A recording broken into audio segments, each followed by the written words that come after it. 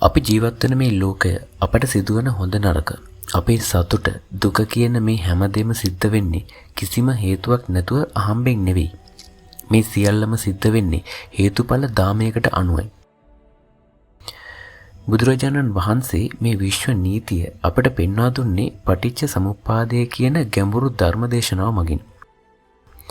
මේක තේරුම් ගත්තොත් අපේ ජීවිතේ හැම ප්‍රශ්නයකටම උත්තර හොයාගන්න පුළුවන්. පටිච්ච සමුප්පාදය කියන්නේ මොකද්ද? සරලවම කිව්වොත් මේක තියෙන නිසා මේක ඇති වෙනවා. මේක නැති වුණොත් මේකත් නැති වෙනවා. ඒ කියන්නේ අපේ ජීවිතයේ සිදුවන හැම දෙයක්ම තවත් දෙයක් මත පදනම් වෙලා සිදුවෙනවා කියන එක. මේක පියවර 12කින් යුක්ත ධාමයක් විදිහට අපේ ජීවිත ඇතුලේ හැම මොහොතකම ක්‍රියාත්මක වෙනවා. ඒක මම මේ විදිහට පැහැදිලි කරන්නම්. මේ මහා දුක් ධාමයේ ආරම්භය තමයි අවිද්‍යාව. ඒ කියන්නේ ලෝකයේ සැබෑ ස්වභාවය වන අනිත්‍ය, දුක්ඛ, අනාත්ම කියන කරුණු පිළිබඳව පවතින නොදැනුවත්කම.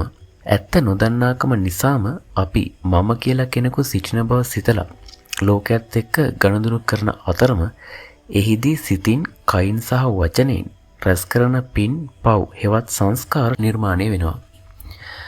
මෙන්න මේ සංස්කාර මගින් මරණින් පසු මීළඟ භවයකට ගලාගෙන යන සිත හෙවත් විඥානය සකස් කරන අතර එම විඥානය මව් කුසක පිහිටීමක් සමග මනස සහ ශරීරය හෙවත් නාම රූප ක්‍රමයෙන් වැඩෙන්නට පටන් ගන්නවා. ශරීරයේ වැඩෙත්ම බාහිර ලෝකයේ සමග සම්බන්ධ වීමට ඇස, කන, නාසය, දිව, ශරීරය සහ මනස කියන දොරටු 6 හෙවත් සලායතන නිර්මාණය වෙනවා. මේ දොරටු 6 බාහිර ලෝකයේ රූප, ශබ්ද, ගන්ධ වගේ අරමුණු සමග ගැටීම හින්දා පස්ස හෙවත් ස්පර්ශය දැනෙනවා. යමක් ස්පර්ශ වූ සැනින් අපට ඒ පිළිබඳව සැප, දුක හෝ මධ්‍යස්ථ හැඟීමක් හෙවත් වේදනාවක් දැනෙනවා. අපේ ජීවිතයේ බොහෝ ගැටලු ආරම්භ වෙන්නේ මෙන්න මෙතනින්. දැනෙන සැපයට නැත්නම් වේදනාවට ඇලෙමින් හෝ දුක් වේදනාවෙන් මිදීමට වෙහෙසෙමින් අප තුළ ඇතිවන දැඩි ආශාව තණ්හාව විදිහට හඳුන්වනවා. තණ්හාව වැඩි වුණාම අපි ඒ අරමුණු මම මගේ කියලා දැඩිව අල්ලා ගන්න අතර මෙය උපාදාන ලෙස හඳුන්වනවා.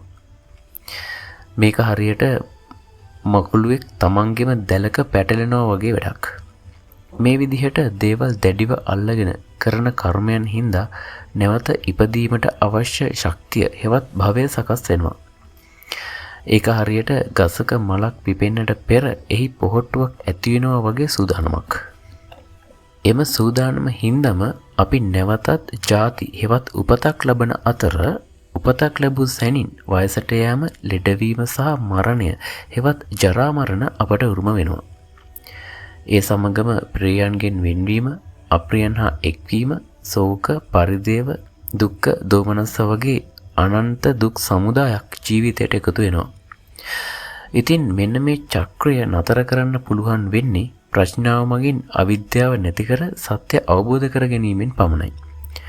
පටිච්ච සමුප්පාදයේ එක පුරුකක් හෝ ප්‍රඥාවෙන් කඩා දැමීමෙන් මුළු දුක් ධාමයෙන්ම නිදහස් වී උතුම් නිවන් සුවය සාක්ෂාත් කර ගැනීමට මඟ පෑදෙනවා කියලා මේකෙන් අපිට පැහැදිලි වෙනවා. වාගේ ජීවිතයේ සිද්ධ වෙන හැම දෙයක්ම අහම්බයක් නෙවෙයි.